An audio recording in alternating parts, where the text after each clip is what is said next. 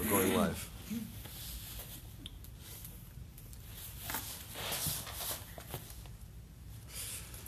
Good morning, everybody. It is so wonderful to be back here at the Torch Center for our weekly Chumash study, studying the weekly Parsha. As many of you may know, the past 12 hours, or actually a little more than that, since yesterday evening, we had a program here, Partners in Torah. It was full. People were learning. People were connecting. And at the end of every Partners in Torah program, we have someone present a short thought, and you're all welcome to participate, both in Partners in Torah and to sharing thoughts. You can talk about Jacob and your favorite character. Yeah, no, I was talking about Joseph. Somebody I like. Joseph I love, yeah, but Jacob too. But we were in the middle of the speech, someone comes running in here and says, "Fire, fire!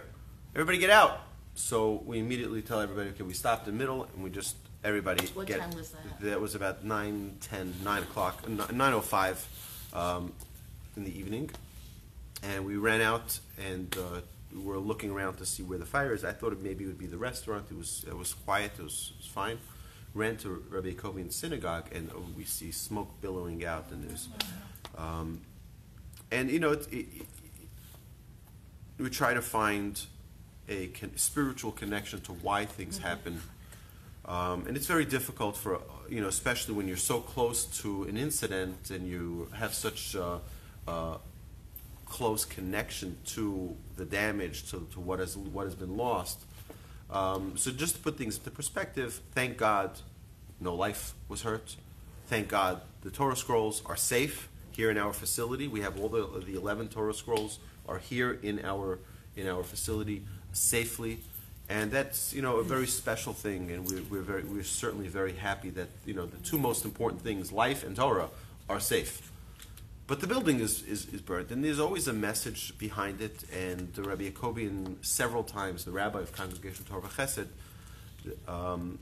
came to me several times last night and said, we need to think about why God decided this should happen. There's a reason behind it. What's the message? What is the spiritual message behind this? Now, I cannot venture to understand the message of God, particularly not so closely to the event. But I think it's something that, a word of encouragement at least, that we can see from this week's Torah portion. In this week's Torah portion, we see how Joseph is a very gifted young man. And Joseph is beaten multiple times, not physically beaten, but opportunity beaten. His potential is being limited because he's put into a pit, he's being sold to the Egyptians, he was made as a servant for Potiphar, then he's thrown to a prison. I mean, there's constantly things happening to him. But the Torah tells us that God made Joseph Ish Matzliach. He's a successful person. No matter where Joseph went, he was successful. No matter what he did, he was successful. And you see that everything transformed for him. You know, the Midrash says that he was put into a caravan. Usually these caravans had, you know, different ingredients, things that were very sharp smelling, things that had a very strong odor. It says that because Joseph was there, he was a righteous person, everything became into a fragrance, a delicious smelling, right? So suddenly he turned what was a putrid smell into something which was delicious. And then he's sold to Potiphar. Potiphar is a minister in the Egyptian government, and you know, he puts Joseph in charge of his wealth and of his estate, and behold, it skyrockets. You know, suddenly the value and then he's thrown into a prison, and then people have dreams, and then he's able to answer the dreams through prophecy for the baker and for the butler, and he's accurate. And then Pharaoh needs a dream, next week's portion. Pharaoh needs a dream to be interpreted, and Joseph is pulled out of that prison. And we see that as much as there was a desire for Joseph to be, or not a desire, but there was an intention or a movement made against Joseph, he still sprung to the top. And it says that the Jewish people are like Joseph. The Jewish people, wherever we were persecuted. We had pogroms. We had expulsions.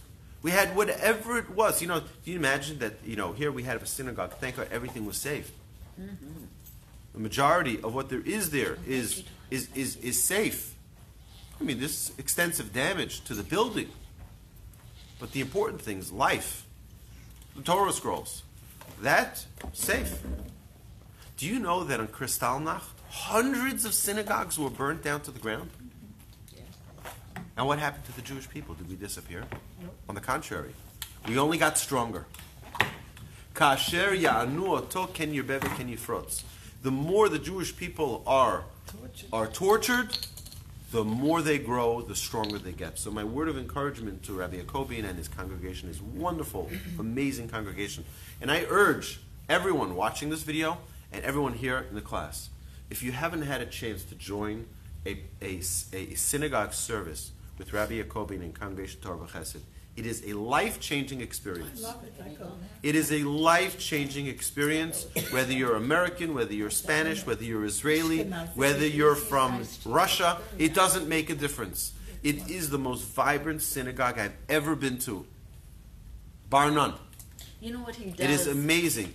And so my blessing to them, to Rabbi Yaakobin and his congregation, that they continue to grow, they continue to go stronger, and even though for the next month or so they're welcome here, and hopefully this morning they had their morning services here, I assume this afternoon and this evening, and for Shabbos and for the coming weeks they'll be utilizing our facility for their services and for any of their programs. They should continue to grow from one strength to another. Michael El Choyel. They should continue to never stop growing and inspiring not only their congregants but all of us, the entire Jewish community. We should all learn and grow from seeing how incredible the synagogue is. I'm here for many, many hours a day, and sometimes to the wee hours of the morning, and we're planning and preparing and learning and doing whatever we can here at the center. It's very vibrant. There's a lot of things going on. There's always people there. That is the most, I'm telling you, you've never seen anything like it. Look, there were middle of Torah classes there when the fire broke out. They had to stop a Torah class to get everybody out. Right? At all hours of the day. And you'd be surprised. There are times that I would come there, sometimes 2, 3 in the morning. People are there. People are there learning. People are there praying. People are there preparing for Shabbat dinners. It's just a living place. It's really an incredible place. So Hashem should bless them with tremendous success. That they should heal from this, and they should only grow stronger and stronger from it, just like the Jewish people, just like Joseph, just like we have persevered for generation, for millennia. Thank you so much for joining us today, and now we're going to continue our regular Chumash study. Thank you so much. I've been